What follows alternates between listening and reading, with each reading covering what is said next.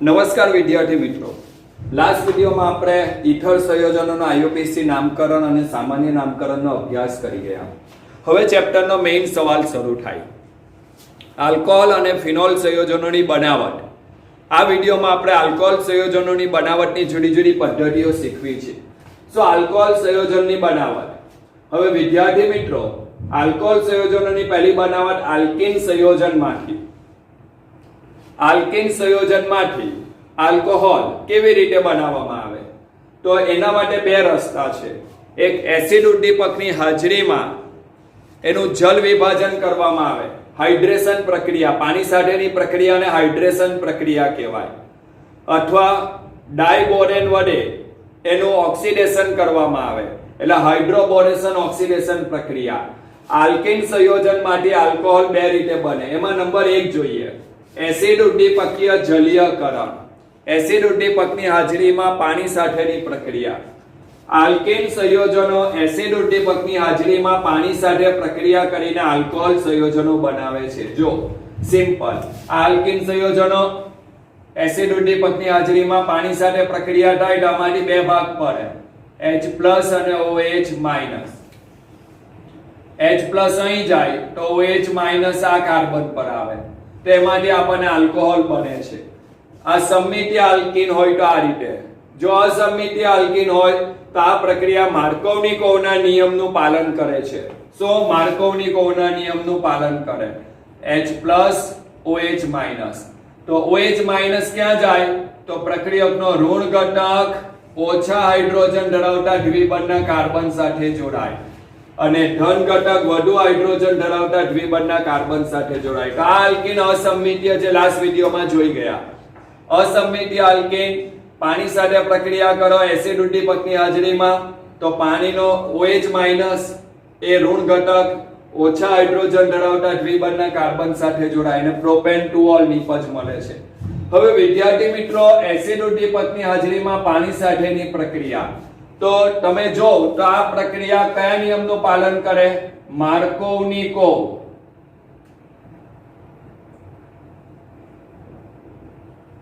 માર્કોવનિકોવના નિયમનું પાલન કરે છે. એસિડ ઉદ્દીપકની હાજરીમાં આ પ્રક્રિયા માર્કોવનિકોવના નિયમનું પાલન કરે. બીજો, પ્રત્યક્ષ રીતે પાણી ઉમેરાય છે, H+ અને OH-. સીધું જ પાણી ઉમેરાઈ જાય છે. ચાલો, આ પ્રક્રિયાની ક્રિયાવિધિ જોવી છે. 3 તબક્કામાં પ્રક્રિયા થાય. તબક્કો 1, H3O+ ના ઇલેક્ટ્રોન અનુરાગી હુમલા દ્વારા આલ્કીનના પ્રોટોનેશન દ્વારા કાર્બોકેટાઇન બને.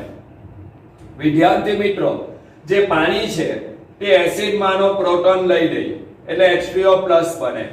આ H3O+ એ આલ્કીન ઉપર હુમલો કરે તો આમાંનો આ પ્રોટોન H+, આ પ્રોટોન આ લઈ લે એટલે આ પ્રોટોન આ કાર્બન પર આવી જાય એટલે આ બોન્ડ આની ઉપર ટ્રાન્સફર થાય એટલે આ ઋણ અને આ ધન, આ ઋણ ઉપર હાઇડ્રોજન પ્લસ અહીં આવી જાય એટલે આ કાર્બોકેટાઇન બને અને પાણી છૂટું પડે. આ જે H3O+ હતો એટલે આ બોન્ડ પાછો ઓક્સિજનને લઈ લીધું એટલે પાણી છૂટું પડ્યું. પહેલું સ્ટેપ શું? H3O+ ના ઇલેક્ટ્રોન અનુરાગી હુમલા, ઇલેક્ટ્રોન અનુરાગી એટલે ધન આયનનો હુમલો. H3O+ ધન આયન છે પોતે. H3O+ ના ઇલેક્ટ્રોન અનુરાગી હુમલા દ્વારા આલ્કીન સંયોજનમાંથી કાર્બોકેટાઇન બને છે. બીજો તબક્કો, કાર્બોકેટાઇન ઉપર પાણીનો કેન્દ્ર અનુરાગી હુમલો થાય. હવે આ કાર્બોકેટાઇન બન્યો અને પાણી કેન્દ્ર અનુરાગી તરીકે, કારણ કે અબંધકારક ઇલેક્ટ્રોન યુગ્મ, તે સીધો એના પર હુમલો કરે અને પ્રોટોનેટ આલ્કોહોલ બને છે, પ્રોટોન વાળો આલ્કોહોલ. કાર્બોકેટાઇન ઉપર પાણીનો કેન્દ્ર અનુરાગી હુમલો થવાથી પ્રોટોન યુક્ત આલ્કોહોલ બને. આલ્કોહોલ તો બની ગયો પણ એ કેવો થયો? પ્રોટોન યુક્ત, એક હાઇડ્રોજન વધારે છે. ત્રીજો તબક્કો, વિપ્રોટોનીકરણથી આલ્કોહોલ બને છે. જે પ્રોટોન વધારે છે તે ફરી પાછો દૂર થાય, લાંબા નાના પર વળી જાય એટલે એને ગુમાવેલો એને મળી ગયા ઇલેક્ટ્રોન અને અહીંથી H+ જાય જે પાણી લઈ લે એટલે અહીંથી બની ગયો આલ્કોહોલ અને H3O+ બની જાય. એ H3O+ ફરી પાછા આલ્કીનને હુમલો કરે એટલે પ્રોટોનેટ બને, કાર્બોકેટાઇન બને. કાર્બોકેટાઇન ઉપર પાણીનો કેન્દ્ર અનુરાગી હુમલો થાય કેન્દ્ર અનુરાગીમાંથી ફરી પાછો પ્રોટોન દૂર થાય તો આલ્કોહોલ બને છે. આ રીતે આખી મિકેનિઝમ એટલે ક્રિયાવિધિ, પ્રક્રિયા કેવી રીતે થાય તો 3 તબક્કામાં થઈ વિદ્યાર્થી મિત્રો. શું થયું? સૌપ્રથમ H3O+ નો ઇલેક્ટ્રોન અનુરાગી હુમલો દ્વારા આલ્કીન માંથી કાર્બોકેટાઇન બને.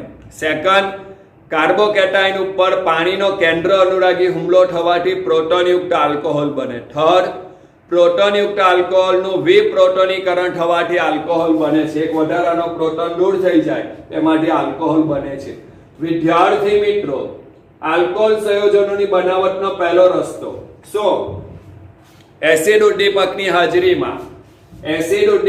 હાજરીમાં જલીયકરણ. આલ્કેન સંયોજનો એસિડ ઉદ્દીપકની હાજરીમાં પાણી સાથે પ્રક્રિયા કરી આલ્કોહોલ સંયોજનો બનાવે છે.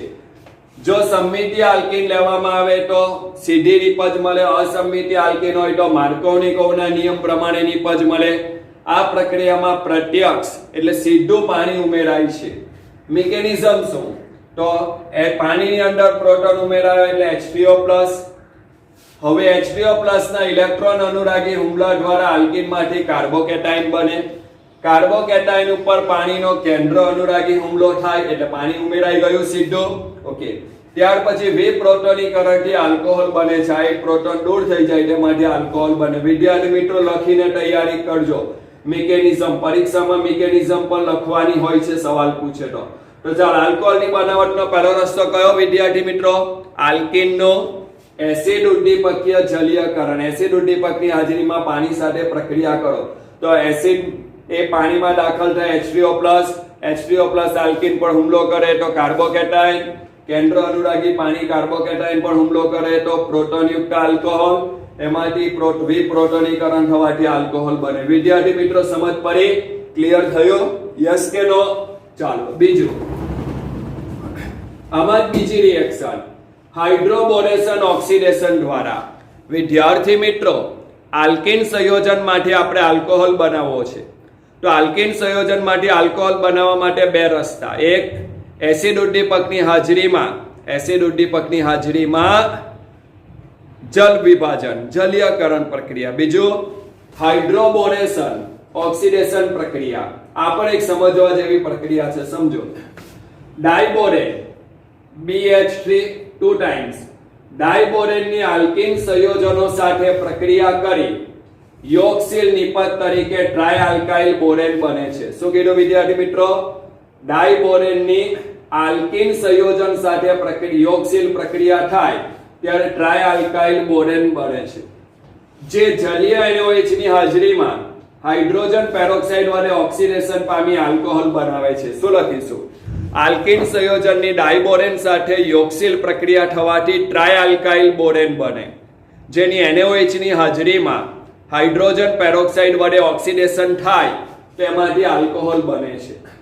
હવે દ્વિબંધમાં ડાયબોરેનનું ઉમેરણ એવી રીતે થાય, એટલે દ્વિબંધ છે આલ્કીન, એમાં ડાયબોરેન ઉમેરાવાનો, જેથી બોરોન પરમાણુ વધુ હાઇડ્રોજન ધરાવતા sp2 સંકૃત કાર્બન એટલે દ્વિબંધના કાર્બન સાથે જોડાય.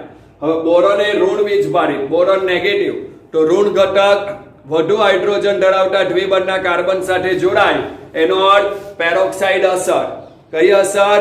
પેરોક્સાઇડ અસર. પેરોક્સાઇડની હાજરીમાં થઈ પ્રતિમાર્કોવનિકોવનો નિયમ, ખાસ અસર. એટલે આ પ્રક્રિયામાં મળતી આલ્કોહોલ નિપજ પ્રતિમાર્કોવનિકોવના નિયમ પ્રમાણે હોય છે, જે એસિડ ઉદ્દીપકની હાજરીમાં મળતી નિપજ કરતા વિપરીત હોય છે. એસિડ ઉદ્દીપકની હાજરીમાં જલીયકરણ માર્કોવનિકોવના નિયમનું પાલન કરે, જ્યારે હાઇડ્રોબોરેશન ઓક્સિડેશન પ્રક્રિયા પ્રતિમાર્કોવનિકોવના નિયમનું પાલન કરે. જો આપણે શીખીએ રિએક્શન, આલ્કીન લઈ લીધો, પ્રોપેન ડાયબોરેન સાથે પ્રક્રિયા કરી BH3, હવે H+ અને BH2-, તો શું થશે? આનો એક જ અણુ લઈએ છે આપણે, પણ મને જરૂર છે કોની વિદ્યાર્થી મિત્રો? BH3. આના બે અણુ એટલે આને કહેવાય ડાયબોરેન. શું કહેવાય વિદ્યાર્થી મિત્રો? ડાયબોરેન. પણ એમાં એક જ અણુની જરૂર પડવાની, પણ એકલો અસ્તિત્વ ન ધરાવે એટલે એના બે અણુ આપણે લખીએ છીએ. હવે અહીંથી આ બંધ તૂટે. પ્રતિમાર્કોવનિકોવના નિયમ પ્રમાણે બોરોન પરમાણુ એટલે ઋણ વીજભારિત જે વધુ હાઇડ્રોજન ધરાવતા sp2 સંકૃત કાર્બન સાથે જોડાય, પ્રતિ માર્કોવનિકોવનો નિયમ, ઋણ ઘટક વધુ હાઇડ્રોજન ધરાવતા દ્વિબંધના કાર્બન સાથે જોડાય, ધન ઘટક અહીં તો જો શું બનશે, CH3 CH, ત્યાં આવ્યો H, CH2 ત્યાં આવ્યો BH2, આ બે અણુમાંથી એક જ અણુ જોડાય છે, હું માનું ક્લિયર થયું. ફરી પાછો આલ્કીનનો બીજો અણુ અહીંથી આ બંધ તૂટે તો ફરી પાછો આમાંનો હાઇડ્રોજન, આમાંનો બોરોન જે ઋણ વીજભારિત છે, તો બોરોન પરમાણુ વધુ હાઇડ્રોજન ધરાવતા sp2 સંકૃત કાર્બન સાથે જોડાય, એટલે બોરોન આની સાથે જોડાવાનો અને હાઇડ્રોજન આની સાથે જોડાય તો શું બનશે, CH3 CH2 CH2 BH, એક હાઇડ્રોજન ગયો. હવે આ બોરોન આની સાથે જોડાયો એટલે CH2, અહીં હાઇડ્રોજન આવ્યો CH2 CH3. ઓકે, ફરી પાછો ત્રીજો આલ્કીન લેવામાં આવે તો બોરોન પરમાણુ ઋણ વીજભારિત, ઋણ ઘટક વધુ હાઇડ્રોજન ધરાવતા sp2 સંકૃત સાથે જોડાય, બોરોન આની સાથે જોડાયો, હાઇડ્રોજન અહીં આવ્યો તો શું બને, CH3 CH2 CH2 CH3 CH2 CH2 3 times. આ એક અણુ, આ બીજો અને ત્રીજો પાછો આવ્યો એટલે ત્રણ અણુ જોડાય એને નામ આપ્યું ટ્રાઇપ્રોપાઇલ બોરેન બની ગયો. આપણો ટ્રાઇઆલ્કાઇલ બોરેન કહેતા હતા ને, ટ્રાઇઆલ્કાઇલ બોરેન બને, આ ટ્રાઇપ્રોપાઇલ બોરેન બની ગયો. નાઉ ક્લિયર થયું.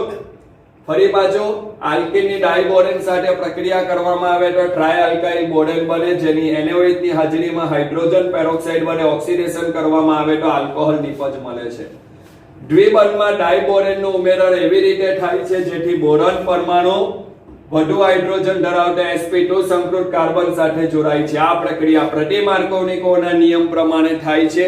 આ પ્રક્રિયામાં મળતી નિપજ એ એસિડ ઉદ્દીપકની હાજરીમાં મળતી નિપજ કરતા જુદી હોય છે. ચાલો હવે ટ્રાઇપ્રોપાઇલ બોરેન એની NaOH ની હાજરીમાં હાઇડ્રોજન પેરોક્સાઇડ વડે ઓક્સિડેશન કરો તો સિમ્પલ, અહીંથી આ બંધ તૂટી ગયા અને હાઇડ્રોજન પેરોક્સાઇડ, એક OH આ બાજુ એક OH આ બાજુ, આના ત્રણ લીધા તો 3 OH 3, તો તમે જોઈ શકો CH3 CH2 CH2 OH એકવાર 3 OH માઈનસ લખ્યા ને વિદ્યાર્થી મિત્રો, હાઇડ્રોજન પેરોક્સાઇડ તૂટી ગયા OH તો 3 ટાઈમ્સ પ્રોપેન 1 ઓન અને BOH ટ્રાઇસ, H3PO3 બોરિક એસિડ છૂટો પડ્યો. તો વિદ્યાર્થી મિત્રો સમજો, હાઇડ્રોબોરેશન ઓક્સિડેશન શું લખીશું, હાઇડ્રોબોરેશન ઓક્સિડેશન સિમ્પલ.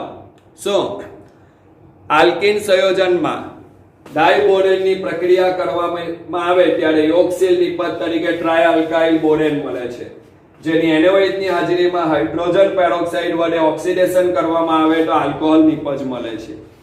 અહીં દ્વિબંધ ધરાવતા આલ્કીનમાં ડાયબોરેનનું ઉમેરણ એવી રીતે થાય કે બોરોન પરમાણુ વધુ હાઇડ્રોજન ધરાવતા sp2 સંકૃત કાર્બન સાથે જોડાય અને હાઇડ્રોજન પરમાણુ ઓછા હાઇડ્રોજન ધરાવતા sp2 સંકૃત કાર્બન સાથે જોડાય છે.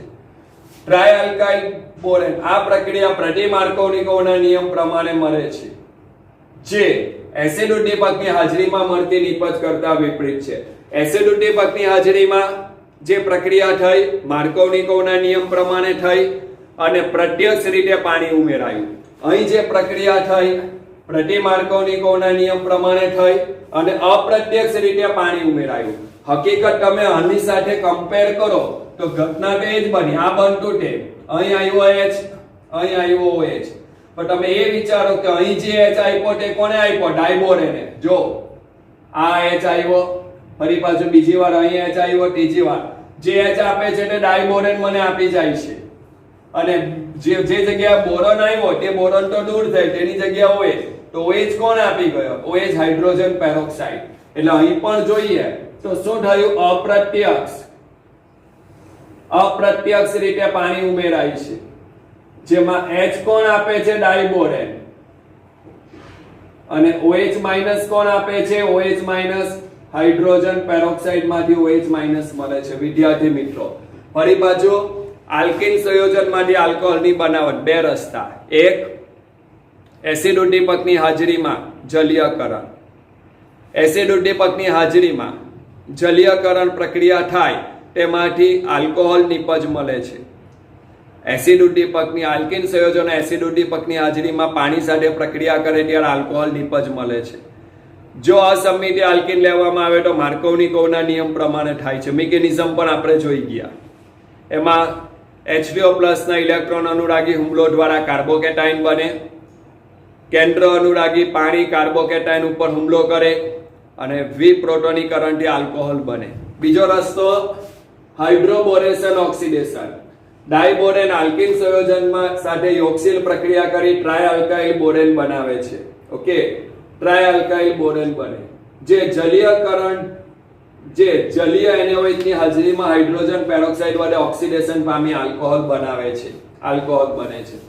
દ્વિબંધમાં ડાયબોરેનનું ઉમેરણ એવી રીતે થાય કે બોરોન પરમાણુ વધુ હાઇડ્રોજન ધરાવતા sp2 સંકૃત કાર્બન સાથે જોડાય છે. આ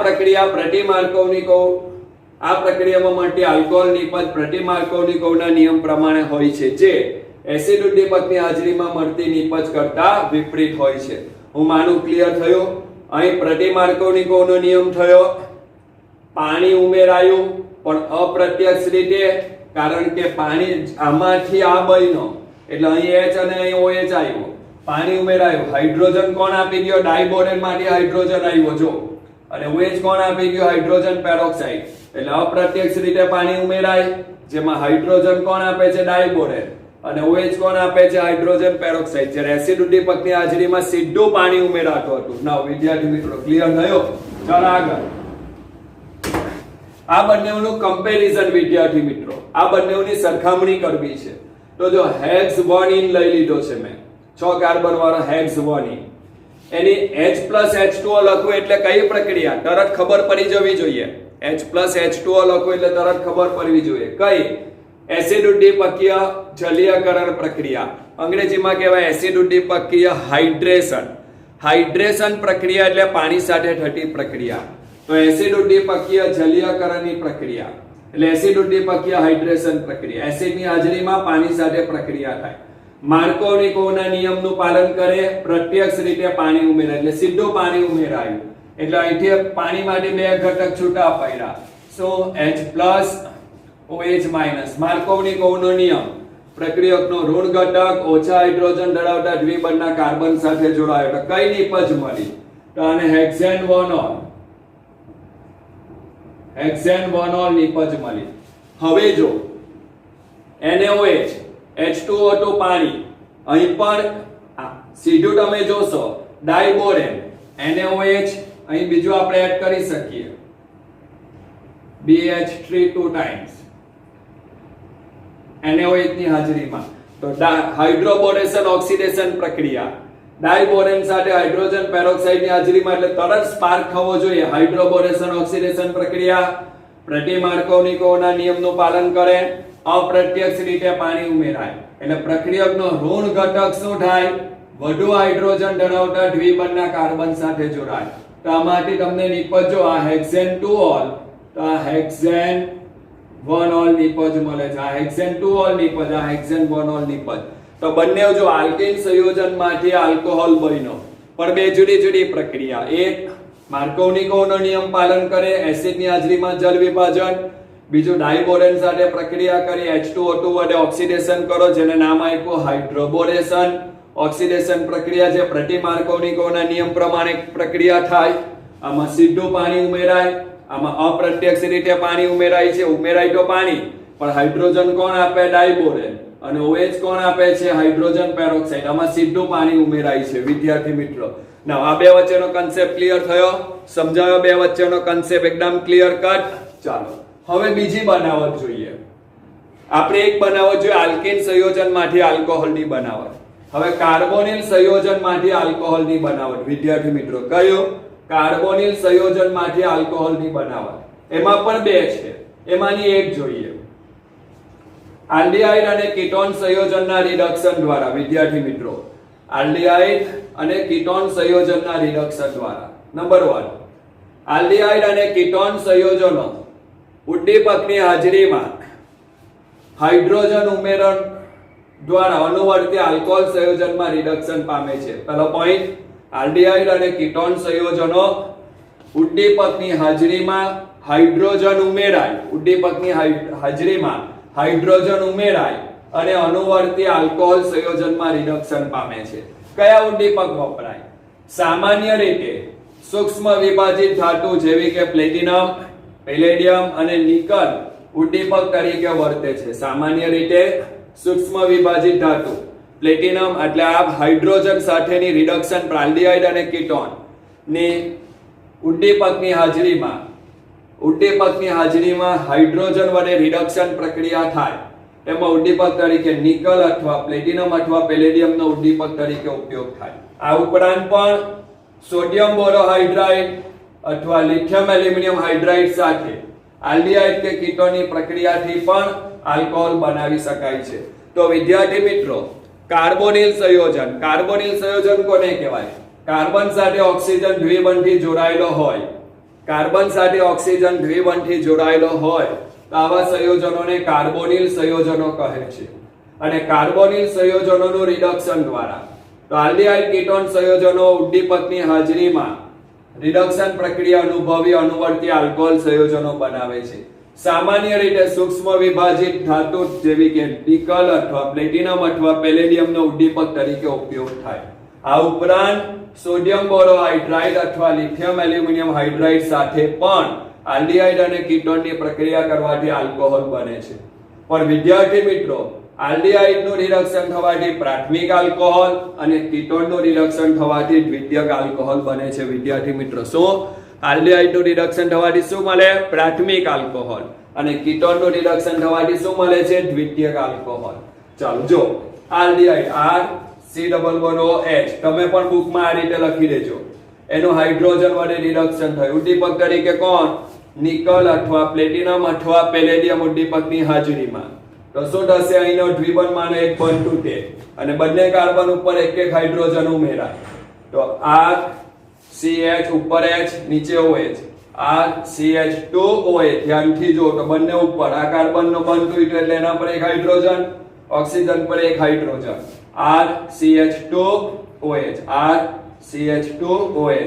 RCH2OH પ્રાથમિક આલ્કોહોલ બને છે. શું બને? 1 ડિગ્રી આલ્કોહોલ.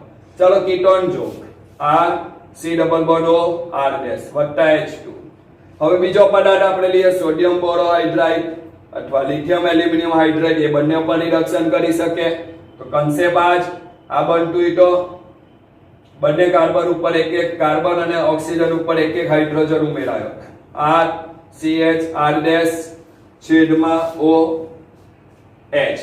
તો તમે જોઈ શકો છો આ શું થયો? 2 ડિગ્રી આલ્કોહોલ. OH ધરાવતો કાર્બન બીજા બે કાર્બન સાથે જોડાયો. તો ચાલો વિદ્યાર્થી મિત્રો, બીજો રસ્તો આપણે ક્લિયર કર્યો, કમ્પ્લીટ કર્યો. શું? કાર્બોનિલ સંયોજનમાંથી આલ્કોહોલની બનાવટ. એમાં એક આલ્ડીહાઇડ અને કીટોન સંયોજનોનો ઉદ્દીપકની હાજરીમાં હાઇડ્રોજનનું ઉમેરણ દ્વારા આલ્કોહોલ સંયોજનમાં રિડક્શન પામે છે. આલ્ડીહાઇડ કીટોન સંયોજનો ઉદ્દીપકની હાજરીમાં હાઇડ્રોજનનું ઉમેરણ દ્વારા આલ્કોહોલ સંયોજનમાં રિડક્શન પામે. તમે સીધું બી વાક્ય લખી શકો. આલ્ડીહાઇડ કીટોનની ઉદ્દીપકની હાજરીમાં રિડક્શન પ્રક્રિયા થવાથી આલ્કોહોલ સંયોજનો બને છે. સામાન્ય રીતે આ પ્રક્રિયામાં ઉદ્દીપક તરીકે સૂક્ષ્મ વિભાજિત ધાતુ નિકલ, પ્લેટિનમ, પેલેડિયમ જેવી ધાતુનો ઉદ્દીપક તરીકે ઉપયોગ થાય. આ ઉપરાંત સોડિયમ બોરોહાઇડ્રાઇડ અથવા લિથિયમ એલ્યુમિનિયમ હાઇડ્રાઇડ જેવા પદાર્થો પણ રિડક્શન કરતા તરીકે ઉપયોગમાં આવે છે. સોડિયમ બોરોહાઇડ્રાઇડ અથવા લિથિયમ એલ્યુમિનિયમ હાઇડ્રાઇડ એ પણ આલ્ડીહાઇડ અને કીટોન સાથેની પ્રક્રિયાથી આલ્કોહોલ સંયોજનો બનાવે છે. આલ્ડીહાઇડનું રિડક્શન થવાથી પ્રાથમિક આલ્કોહોલ બને છે, જ્યારે કીટોનનું રિડક્શન થવાથી દ્વિતીયક આલ્કોહોલ બને છે. બંને રિએક્શન સમજ પડવી જોઈએ વિદ્યાર્થી મિત્રો. ઓકે, તો આપણે આ વિડિયોમાં બે અભ્યાસ કર્યો. એક આલ્કીન સંયોજનમાંથી આલ્કોહોલની બનાવટનો અભ્યાસ કર્યો. એની અંદર બે જોયું, એસિડ ઉદ્દીપકની હાજરીમાં જલીયકરણ અને હાઇડ્રોબોરેશન ઓક્સિડેશન પ્રક્રિયા, માર્કોવનિકોવનો નિયમ, પ્રતિ માર્કોવનિકોવનો નિયમ. બીજું કાર્બોનિલ સંયોજનમાંથી આલ્કોહોલની બનાવટ. એમાં આપણે એક જોઈ આલ્ડીહાઇડ અને કીટોનનું રિડક્શન કરવાનું. એક આપણે જોઈ ગયા આલ્ડીહાઇડ કીટોનના રિડક્શન દ્વારા આલ્ડીહાઇડ કીટોનનું ઉદ્દીપકની હાજરીમાં રિડક્શન પ્રક્રિયા થવાથી આલ્કોહોલ બને. ઉદ્દીપક તરીકે નિકલ, પ્લેટિનમ, પેલેડિયમ જેવી ધાતુ વપરાય. આ ઉપરાંત સોડિયમ બોરોહાઇડ્રાઇડ કે લિથિયમ એલ્યુમિનિયમ હાઇડ્રાઇડ જેવા રિડક્શન કરતાનો પણ ઉપયોગ કરવામાં આવે છે. આ બંને પ્રક્રિયામાં આલ્ડીહાઇડનું રિડક્શન થવાથી 1 ડિગ્રી આલ્કોહોલ મળે, જ્યારે કીટોનનું રિડક્શન થવાથી 2 ડિગ્રી આલ્કોહોલ મળે. ઓકે વિદ્યાર્થી મિત્રો, હવે આલ્કોહોલની બનાવટની બીજી પ્રક્રિયા છે, જેનો અભ્યાસ બીજા વિડીયોમાં કરીશું. ત્યાં સુધી દરેક વિદ્યાર્થી મિત્રોને નમસ્કાર.